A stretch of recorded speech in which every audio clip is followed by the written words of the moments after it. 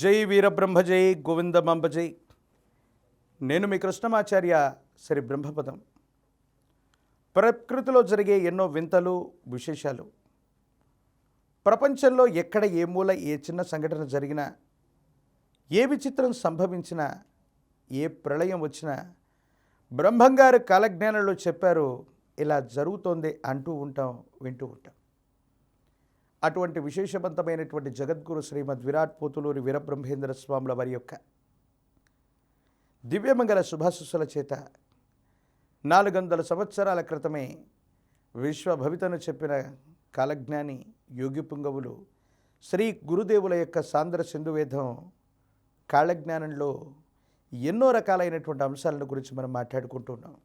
అటువంటి ధారావాహికలో ఇవాళ కొన్ని ప్రత్యేకమైనటువంటి అంశాలను గురించి మనం మాట్లాడుకుందాం. గురుదేవుల యొక్క కాలజ్ఞానం అంటే కేవలం వింతలు విచిత్రాలైనా, విశ్వ ప్రళయాలైనా, వాటి గురించి మాత్రం ప్రస్తావించబడ్డాయా? ఒక్కొక్కరు అనుకుంటారు కాలజ్ఞానాన్ని వినటం లేదా చదవటం అశుభమని. కాలజ్ఞానాన్ని చదవటం అశుభమా? లేదా కాలజ్ఞానంలో ఇలాంటి ఇబ్బందులు కలిగేటువంటి సంఘటనల గురించి మాత్రమే రచించారంటే ఇవేవి వాస్తవం కాదు. జగద్గురు వీరబ్రహ్మేంద్ర స్వాముల వారి యొక్క కాలజ్ఞానం అంటే అది విశ్వభవిత. అందులో ప్రపంచానికి సంబంధించిందే కాదు, ఉదాహరణకి భారతదేశ సామాజిక, ఆర్థిక, రాజకీయ ఎన్నో రంగాలకు సంబంధించినటువంటి పరిస్థితుల గురించి వివరించబడ్డది. వాటిలో ప్రధానంగా భారతదేశానికి సంబంధించినటువంటి రాజకీయపరమైనటువంటి రంగం గురించి మనం కొంత తెలుసుకునేటువంటి ప్రయత్నం చేద్దాం. గురుదేవుల యొక్క కాలజ్ఞానంలో భారతదేశం గురించో, ఉభయ తెలుగు రాష్ట్రాల గురించో, రాజకీయపరమైనటువంటి రంగానికి సంబంధించినటువంటి ఏవైనా అంశాలు చెప్పబడి ఉన్నాయా? అవి వాస్తవమయ్యాయా? వాటిని గురించి ఈరోజు మనం తెలుసుకునేటువంటి ప్రయత్నాన్ని తప్పకుండా చేద్దాం. వాటిలో ప్రధానంగా ఉత్తర దిక్కున ఉన్నట్టి వంశంబు దేశాన్ని పెక్కేండ్లు పరిపాలించేను, రావణ కాష్టమున కల్లోలమొకటి చెలరేగి దేశాన్ని కలవర పెట్టేనయ్యానన్నటువంటి గురుదేవుల యొక్క వాక్యాన్ని మనం చూస్తే, స్వతంత్ర భారతావనిలో 1947వ సంవత్సరంలో మనకి స్వతంత్రాన్ని మనం సిద్ధింపజేసుకున్నాం.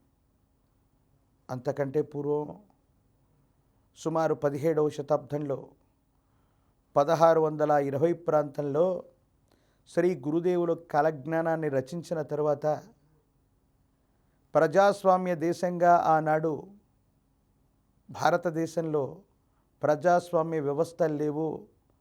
రాజులు, రాజరికాలు, నవాబులు, పోర్చుగీసు వారు, ఫ్రెంచ్ వారు, డచ్ వారు, చివరికి బ్రిటిష్ వారి యొక్క ఆధిపత్యంలోకి భారతావని వెళ్ళిపోయి 200 సంవత్సరాలకు పైగా పరదేశీయుల యొక్క పరిపాలనలో, ప్రత్యేకించి బ్రిటిష్ వారి యొక్క పరిపాలనలో ఎన్నో ఇబ్బందులు పడ్డటువంటి మన భారతావనికి 1947వ సంవత్సరంలో స్వాతంత్రం సిద్ధించింది. ఆ సందర్భంలో శ్రీ గురుదేవులు చెప్పినటువంటి మాట, ఉత్తరాన ఉన్నట్టి దేశంబు, ఉత్తరాన ఉన్నట్టి వంశంబు దేశాన్ని పెక్కేండ్లు పరిపాలించేనయ్యా. ప్రజల చేత ప్రజల కొరకు ఎన్నుకోబడ్డటువంటి ప్రజాస్వామ్య వ్యవస్థలో మనం ఈనాడు ఉన్నాం. అటువంటి వ్యవస్థలో 1947లో మొట్టమొదటిసారిగా నిజమైనటువంటి ప్రజాస్వామ్య ప్రభుత్వం భారతావనిలో ఏర్పడింది. ఆనాటి మొట్టమొదటి ప్రధానమంత్రి పండిత్ జవహర్లాల్ నెహ్రూ గారు. ఆయన ఉత్తర భారతదేశానికి సంబంధించిన వంశం నుంచే వారు వచ్చారు. వారు తమ జీవిత కాలంలో సుమారు 16 సంవత్సరాల పాటు భారతావనికి ప్రధానమంత్రిగా ఉన్నారు. అటు పిమ్మట వారి యొక్క కుమార్తె అయినటువంటి శ్రీమతి ఇందిరగారు సుమారు 3 దఫాలుగా 16 సంవత్సరాల పాటు ప్రధానమంత్రిగా ఉన్నారు. వారి తదనంతరం వారి కుమారులైనటువంటి రాజీవ్ గాంధీ గారు సుమారు 5 సంవత్సరాల పాటు ప్రధానమంత్రిగా ఉన్నారు. వారి తదనంతరం వారి ధర్మపత్ని అయినటువంటి శ్రీమతి సోనియా గాంధీ గారి యొక్క నేతృత్వంలో యూపీఏ చైర్పర్సన్గా వారు ఉంటే, వారి నేతృత్వంలో 2004 నుండి 2014 వరకు 10 సంవత్సరాల పాటు వారి యొక్క ప్రభుత్వం నడిచింది. కేవలం వీరే కాకుండా వీరి నేతృత్వంలో ఇప్పటి వరకు స్వతంత్ర భారతావనిని ఎక్కువ సంవత్సరాలు పరిపాలన చేసింది కాంగ్రెస్ ప్రభుత్వమే. చాలామంది అడుగుతున్నారు, రాహుల్ గాంధీ గారి యొక్క జాతకంలో ప్రధానమంత్రి అయ్యేటువంటి యోగం ఉందా? ప్రియాంక గాంధీ ప్రధానమంత్రి అవ్వబోతున్నారా? దేశ కాలమాన పరిస్థితులను బట్టి రాజకీయపరమైనటువంటి రంగాల్లో ఉన్నటువంటి వాళ్ళు జ్యోతిష్యుల్ని అడిగేటువంటి గొప్ప ప్రశ్న ఇది. మరి గురుదేవుల యొక్క కాలజ్ఞానంలో ఈ ప్రశ్నకి సమాధానం ఉండబోతుందా? సమీపమైనటువంటి భవిష్యత్తులో రాహుల్ గాంధీ గారు కానీ ప్రియాంక గాంధీ గారు కానీ ఈ దేశ ప్రధానమంత్రి పీఠానికి వారు దగ్గరగా ఉన్నారా? అటువంటి పరిస్థితి వారి జాతకంలో ఉందా, లేక బ్రహ్మం గారి యొక్క కాలజ్ఞానంలో ఉందా అన్నటువంటి విషయాన్ని కూడా ఈరోజు మనం తెలుసుకోబోయేటువంటి ప్రయత్నం తప్పకుండా చేద్దాం. దీనికంటే ముందుగా శ్రీ గురుదేవుల యొక్క కాలజ్ఞానానికి సంబంధించి అదే ఉత్తరాన ఉన్నట్టి వంశానికి సంబంధించిన ఒక చారిత్రకమైనటువంటి సంఘటన జరిగింది. దాని గురించి కూడా మనం తెలుసుకుందాం. ప్రధానంగా గురుదేవులు చెప్పినటువంటి కాలజ్ఞానంలోని ఈ వాక్యంలో, రావణ కాష్టమున కల్లోలమొకటి చెలరేగి దేశాన్ని అళ్ళకల్లోలం చేసేను. రావణ కాష్టం అంటే శ్రీలంక. కొన్ని సంవత్సరాలకు పూర్వం తమిళ ప్రజలకి, లేదా శ్రీలంకలో ఉన్నటువంటి తమిళులకి, భారతదేశంలో ఉన్నటువంటి తమిళులకి, లేదా కొన్ని ప్రత్యేకమైనటువంటి నేపథ్యంలో ఎల్టీటీఈ అనేటువంటి ఉగ్రవాద సంస్థకి, అక్కడ ఉన్నటువంటి ప్రభుత్వానికి ప్రజలకి మధ్య కొన్ని సంఘర్షణలు జరుగుతూ ఉంటాయి. ఇటువంటి విశేషవంతమైన సంఘర్షణలో తలదూర్చినందుకే ఈ ఉత్తరాన ఉన్నట్టి వంశంలో ఉన్నటువంటి ప్రధానమంత్రిగా ఉన్న రాజీవ్ గాంధీ గారు హత్య గావించబడినటువంటి సంఘటన గురించి మనం విన్నాం, మనం చూసాం. ఎప్పుడో 400 సంవత్సరాల క్రితం, స్వతంత్ర భారతావని కంటే ముందే రాజులు రాజరిక వ్యవస్థలు నడుస్తున్నటువంటి సందర్భంలోనే ప్రజల చేత ప్రజల కొరకు ఎన్నుకోబడ్డటువంటి నిజమైన ప్రజాస్వామ్య వ్యవస్థలో ఇలాంటి ప్రభుత్వాలు వస్తాయి. ఈ వంశం పరిపాలన చేస్తుంది. ఈ వంశంలో ఉన్నటువంటి వాళ్ళు ఈ విధమైనటువంటి స్థితిగతుల్లో అంతరిస్తారని గురుదేవులు ఊరికే చెప్పటం కాదు, అలా జరిగి ఉన్నటువంటి సంఘటనలు మనం చూస్తున్నాం. మరో ముఖ్యమైనటువంటి వాక్యంలో ఇదే ఉత్తరాన ఉన్నటువంటి వంశం గురించి గురుదేవులు మళ్ళీ మరో మాట చెప్పారు. పంజాబు దేశమున వేలాది జనులు మతముల వళ్ళ కొట్టుకొని చచ్చేరయ్య, హైదరాబాదు నందు తురకలెందువులు ఒకరినొకరు నరుక్కొని చత్తేరయ్య. పంజాబ్ దేశానికి సంబంధించినటువంటి నరమేధం గురించి కూడా గురుదేవుల కాలజ్ఞానంలో చెప్పారు. దానికి ఈ ఉత్తరాన ఉన్నటువంటి వంశం వీళ్ళకి ఒక చారిత్రకమైనటువంటి తెలియనటువంటి సంభావ్యత ఒకటి కుదురుతుంది. ఆపరేషన్ బ్లూ స్టార్ ఆనాడు శ్రీమతి ఇందిరాగాంధీ గారి యొక్క నేతృత్వంలో ఉన్నటువంటి ప్రభుత్వంలో స్వర్ణ దేవాలయంగా పిలుస్తున్నటువంటి సిక్కులకు సంబంధించినటువంటి మహోన్నతమైనటువంటి చారిత్రాత్మకమైనటువంటి కట్టడమే స్వర్ణ దేవాలయం. ఆ స్వర్ణ దేవాలయంలో కొన్ని మతోన్మాద శక్తులు, ఉగ్రవాద మూకళ్ళు పొంచి ఉంటే ఆపరేషన్ బ్లూ స్టార్ పేరుతో శ్రీమతి ఇందిర తీసుకున్నటువంటి నిర్ణయం వల్ల ఆ స్వర్ణ దేవాలయం రక్తసిక్తమైంది. కొన్ని వందల వేల మంది ఉగ్రవాదుల్ని తులముట్టించింది భారత సైన్యం. దీనికి ప్రతిగా అదే ఉత్తరాన ఉన్నటువంటి దేశానికి సంబంధించిన ఆపరేషన్ బ్లూ స్టార్ చేయించిన శ్రీమతి ఇందిరని కిరాతకమైనటువంటి పరిస్థితుల్లో తనతో పాటు ఉన్నటువంటి అంగరక్షకులే కాల్చి చంపినటువంటి సంఘటన కూడా మనం చూస్తున్నాం. ఎంత విచిత్రం! ఎప్పుడో స్వతంత్ర భారతావని కంటే ముందే కొన్ని వందల సంవత్సరాల క్రితమే గురుదేవులు చెప్పినటువంటి కాలజ్ఞానంలోని మాటలన్నీ శ్రీమతి ఇందిరాగాంధీ గారు, సోనియా గాంధీ గారు వీరి యొక్క కుటుంబంలో జరుగుతున్నాయా? మరి సమీపమైనటువంటి భవిష్యత్తులో వీరి కుటుంబంలో ఉన్నటువంటి వంశాంకురాలైనటువంటి రాహుల్ గాంధీ మరియు ప్రియాంక గాంధీ గారి యొక్క నేతృత్వంలో భావి భారత ప్రభుత్వం ఏర్పడబోతుందనంటే అవునని చెప్పచ్చు. గురుదేవుల యొక్క కాలజ్ఞానమే ప్రమాణం. ఏ ప్రభుత్వంతో కానీ, ఏ పార్టీతో కానీ, ఏ నేతలతో కానీ కృష్ణమాచార్యకి ఎటువంటి సంబంధ బాంధవ్యాలు ఉండవు. గురుదేవుల యొక్క కాలజ్ఞాన ప్రమాణంగా చెప్తున్నాను. సమీపమైనటువంటి భవిష్యత్తులో ఈ ఉత్తరాన ఉన్నటువంటి వంశంబు నెహ్రూ గారి యొక్క కుమార్తె అయినటువంటి ఇందిర గారి యొక్క సంతతి చెందినటువంటి రాజీవ్ గాంధీ గారు, వారి కుటుంబానికి సంబంధించినటువంటి వంశాంకురాలు ప్రస్తుతానికి మనకు రాహుల్ గాంధీ గారు, ప్రియాంక గాంధీ గారు రాజకీయాల్లో చాలా చురుగ్గా వ్యవహరిస్తున్నారు. గురుదేవుల యొక్క కాలజ్ఞాన తత్వాన్ని అనుసరించి చెప్తున్నాను. సమీపమైనటువంటి భవిష్యత్తులో భారతదేశ ప్రధానమంత్రి పీఠానికి కాంగ్రెస్ పార్టీ లేదా వీరి యొక్క నేతృత్వంలో చివరి వంశాంకురం ఉన్నంత వరకు భారతదేశ ప్రధానమంత్రి పీఠానికి వీరు దగ్గరగానే ఉండబోతారనటంలో ఎటువంటి సందేహం కూడా లేదు. ఎందుకంటే ప్రపంచంలో ఎక్కడ ఏం జరిగినా, ఏ వింత జరిగినా, విచిత్రం సంభవించినా, ప్రళయం వచ్చినా బ్రహ్మంగారి కాలజ్ఞానంలో చెప్పారని వింటూ ఉంటాం. శ్రీ గురుదేవుల యొక్క కాలజ్ఞానంలో అదే రాసి ఉంది, అలాగే జరుగుతోంది. ఆ విధమైనటువంటి స్థితిగతుల్లోని సమీపమైనటువంటి భవిష్యత్తు ఉండబోతుందంటంలో ఎటువంటి సందేహం కూడా లేదు. చాలాసార్లు ఈ విషయం గురించి మనం చర్చించాం, మాట్లాడుకున్నాం.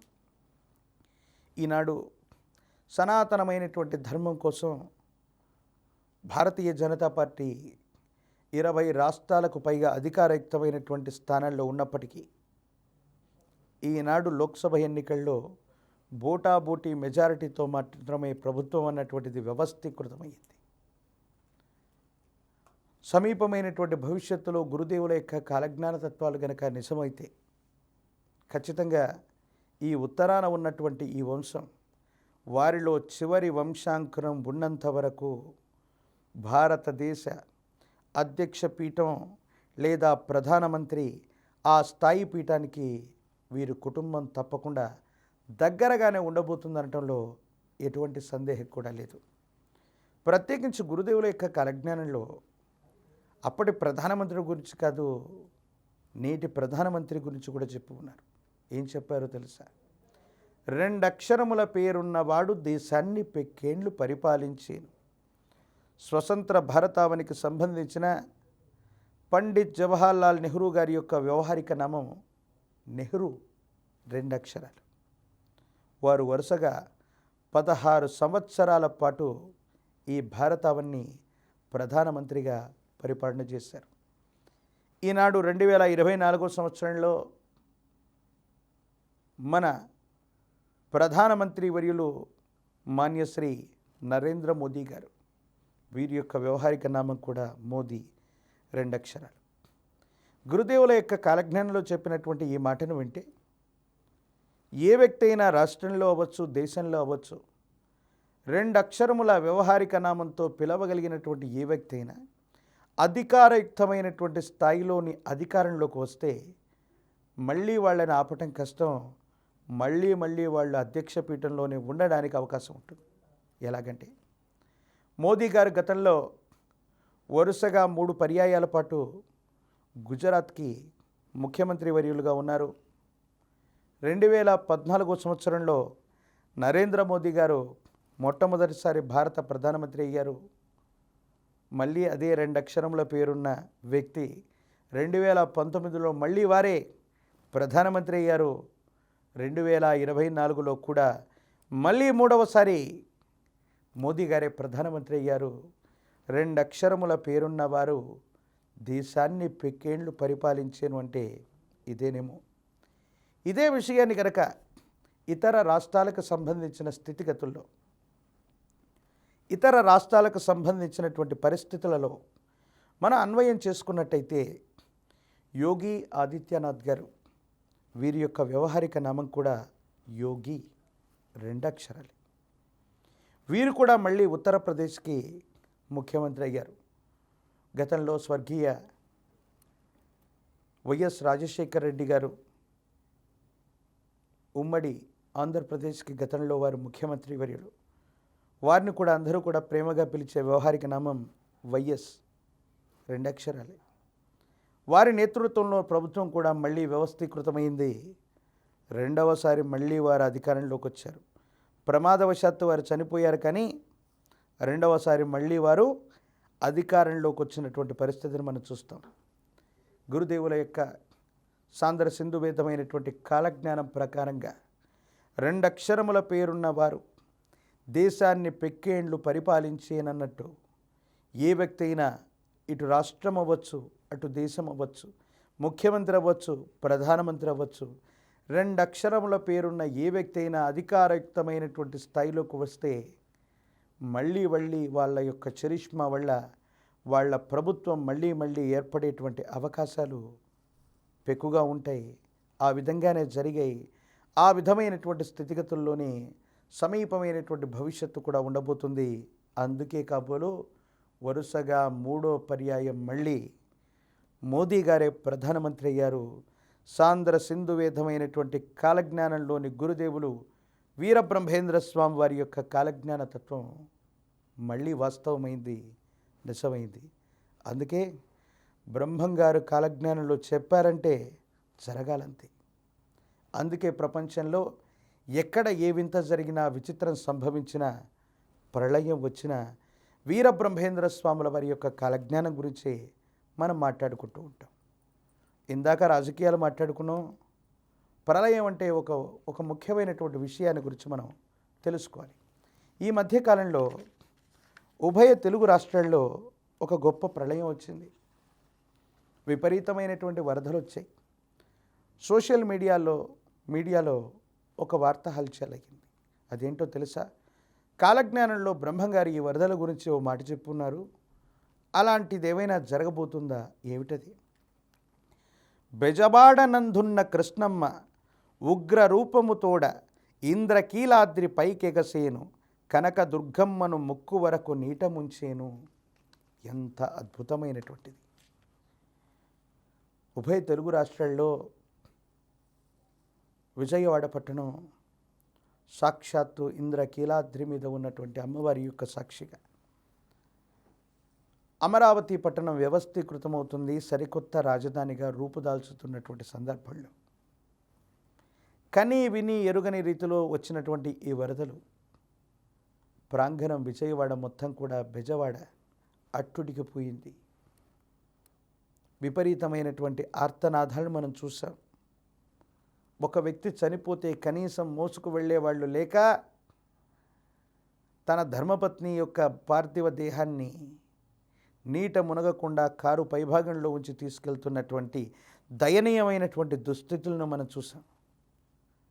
ఆహారం అందని వాళ్ళు, బిడ్డకు ఆహారం తీసుకొస్తానని బయటికి వెళ్ళినటువంటి భర్త తిరిగి రాని లోకాలకు వెళితే ఆవేదన పడుతున్నటువంటి ఆ కుటుంబాలు, ఎంతో దయనీయమైనటువంటి పరిస్థితులను మనం చూసాం. అలాగే అదే సందర్భంలో ప్రకాశం బ్యారేజీ వద్ద కృష్ణా నదిలో జరిగినటువంటి పడవ ప్రమాదం వల్ల ప్రకాశం బ్యారేజ్ కూడా కూలిపోతుందేమో అన్నటువంటి వదంతులు మనం విన్నాం. ఇదంతా చూసిన తర్వాత ఏమనిపించింది? గురుదేవుల్లో కాలజ్ఞానంలో చెప్పిన ఒక అద్భుతమైన మాట, బెజవాడనందున్న కృష్ణమ్మ ఉగ్ర రూపముతోడ ఇంద్రకీలాద్రి పైకెగసేను కనక దుర్గమ్మను ముక్కు వరకు నీట ముంచి. ఇది జరగబోతుందేమో, ఇలా జరిగేటువంటి అవకాశం ఇప్పుడే వచ్చిందేమో, వెంటనే జరుగుతుందేమో అన్నటువంటి మానసికమైనటువంటి వ్యధకి, ఆందోళనకి మనమందరం కూడా లోనయ్యాం. వరద ఉధృతి తగ్గిపోయింది. ఆ కనకదుర్గమ్మ తల్లి యొక్క విశేషవంతమైనటువంటి చలువ వల్ల ఆ ఉధృతి అయితే తగ్గి ఉండొచ్చు. కానీ సమీపమైనటువంటి భవిష్యత్తులో బిరబిరా పరిగెడుతున్న కృష్ణమ్మ కనకదుర్గమ్మ ముక్కు పోగును తాకేటువంటి సంఘటనలు సమీపమైనటువంటి భవిష్యత్తులో ఉండబోతున్నాయి. సాంద్ర సింధువేదమైనటువంటి కాలజ్ఞానంలో జగద్గురు వీరబ్రహ్మేంద్ర స్వాముల వారు చెప్పినటువంటి ఈ అద్భుతమైనటువంటి వాక్యం నిజం కాబోతుందేమో. ఇది ఒక గొప్ప ప్రళయానికి ముందస్తు సూచికగా, నాంది ప్రస్తావనగా జరిగిందేమోనన్నటువంటి అంశాన్ని కూడా మనం గుర్తెరగాలి. ఈ 2024 సంవత్సరంలో ఊహించనటువంటి విపత్తుగా ఈ విపత్తును మనం చూసాం. ఉభయ తెలుగు రాష్ట్రాలు అట్టుడికిపోయాయి. రోజుల తరబడి జనజీవన స్రవంతి స్తంభించిపోయి ఉన్నటువంటి దాఖలాలను మనం చూసాం. కానీ భవిష్యత్తులో తప్పకుండా మళ్ళీ ఈ బెజవాడ, విజయవాడ పట్టణానికి వరద ముప్పు పొంచి ఉంది. కృష్ణానది యొక్క ఉధృతి వల్ల విజయవాడ పట్టణానికి ముప్పు ఏర్పడబోయే అవకాశాలున్నాయి. సాంద్ర సింధువేదమైనటువంటి కాలజ్ఞానంలో గురుదేవులు చెప్పినట్టుగా కృష్ణమ్మ ఆ దుర్గమ్మ ముక్కుపోగున తాగేటువంటి అరుదైనటువంటి విశ్వ ప్రళయం సమీపమైనటువంటి భవిష్యత్తులోనే పొంచి ఉందేమో. ఒక్కసారి ఈ విషయాల్ని వింటే ఎంతో ఆందోళన చెందుతాం. ఎన్నో విపత్కరమైనటువంటి పరిస్థితులను ఊహిస్తూ మనసు తరుక్కుపోతుంది. ఎందుకు ఈ విధమైనటువంటి అంశాలను గురించి గురుదేవులు రాశారు? అసలు విశ్వప్రళయం జరగాల్సినటువంటి ఆవశ్యకత ఏంటి అంటే, మనం కలియుగంలో ఉన్నాం. కలియుగంలో ఎక్కడో ఒక్క పాదం మీద ధర్మం నడుస్తుందని మనం అంటూ ఉంటాం. కానీ ఒక్క పాదం మీద కూడా ధర్మం నడుస్తుందో నడవట్లేదో తెలియని విపత్కరమైనటువంటి స్థితిగతుల్లో మనం ఉన్నాం. కానీ ఏది ఏమైనప్పటికీ కూడా భగవద్గీతలో కృష్ణ పరబ్రహ్మ ఓ గొప్ప మాట చెప్తాడు. పరిత్రాణాయ సాధూనాం వినాశాయ చ దుష్కృతాం ధర్మ సంస్థాపనార్థాయ సంభవామి యుగే యుగే యదా యదా హి ధర్మస్య గ్లానిర్భవతి భారత అభ్యుత్థానమధర్మస్య తథాత్మానం సృజామ్యహం. ఎక్కడైతే అధర్మం వృద్ధి చెందుతూ ఉంటుందో, ధర్మం క్షీణిస్తూ ఉంటుందో, దుష్టులు రెచ్చిపోతూ ఉంటారో, సాక్షాత్తు ఆ పరమేశ్వరుడు లేదా ఆ భగవంతుడు, ఆ పరమాత్మ తనను తాను స్పృశించుకుంటూ కొత్త అవతార విశేషంగా ఈ భూమి మీద నడయాడబోతున్నాడు. అందుకే మత్స్య, కూర్మ, వరాహ, నారసింహ, వామన, పరశురామ, శ్రీరామ, బలరామ, శ్రీకృష్ణ, కల్కి లాంటి దశావతార మూర్తుల గురించి మనం వింటున్నాం, పురాణాల్లో చదువుకున్నాం. శ్రీ గురుదేవులు వీరబ్రహ్మేంద్ర స్వాముల వారి కూడా సాంద్ర సింధువేదమైనటువంటి కాలజ్ఞానంలో చెప్పిన గొప్ప మాట ఏంటో తెలుసా? ఈ కలియుగంలో మళ్ళీ తాను వీరభోగ వసంతరాయుడుగా రాబోతున్నట్టు, దుష్ట శిక్షణకు, శిష్ట రక్షణకు, ఈ కలియుగంలో జరిగే పాప ప్రక్షాళనకి కొత్త అవతారమూర్తి విశేషంగా వీరభోగ వసంతుడిగా గురుదేవులు జగద్గురు వీరబ్రహ్మేంద్ర స్వాముల వారు మళ్ళీ ఉద్భవించబోతున్నారు. దానికి మూలమై ఉన్నటువంటి రూపమే శ్రీ వీరబ్రహ్మేంద్ర స్వాముల వారి యొక్క అవతార విశేషం.